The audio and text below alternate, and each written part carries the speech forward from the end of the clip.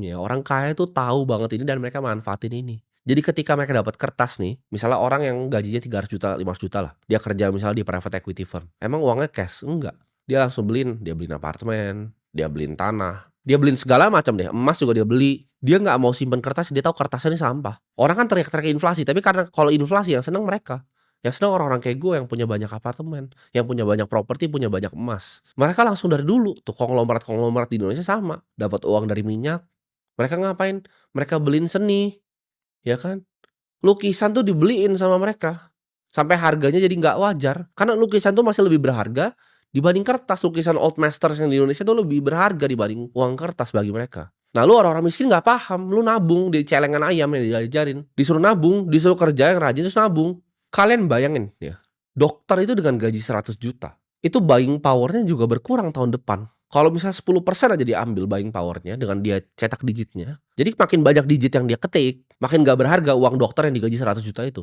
Lu mau tahu ya, ini gue 2 kali kejadian di hidup gue. Gue ke rumah sakit, ke dokter, itu mereka kenal gue.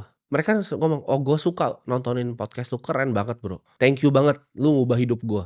Dari gaji gue investasikan yang luar biasa." Kalau lu orang biasa ya, lu bikin konten begini, terus lu denger begitu, lu bakal kayak, seneng gitu. Gua itu malah sedih, lu mau tau kenapa? Pikiran gua nih, ini dokter, ngapain nonton gua? Kenapa dia nggak fokus jadi dokter? Ini profesi mulia loh, ini nyembuhin orang.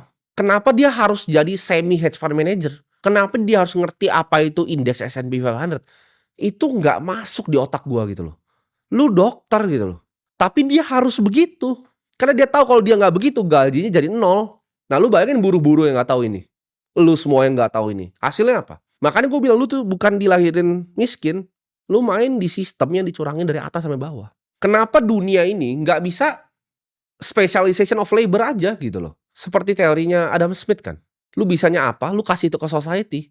Kenapa value yang dikasih ke lu, ya, ketika lu dokter spesialis, value yang dikasih ke lu, duit yang dikasih ke lu, itu harus berkurang gitu, harus devaluasi. Itu kenapa itu? Jadi mereka akhirnya apa ya, mereka yang belum paham ini kan mereka beli kos-kosan, mereka jadi stres, kasihan dokter-dokternya. Dan gue yakin ini nggak cuma profesi dokter kok, semua pengusaha pun juga sama. Gue baru ketemu kemarin, kita baru buka outlet baru, gue ketemu ada owner salah satu restoran. Kalau kalian tahu di Pick 2 restoran tuh viral. Dia juga sama, dia bilang saya member Akademi Kripto, dia tunjukin.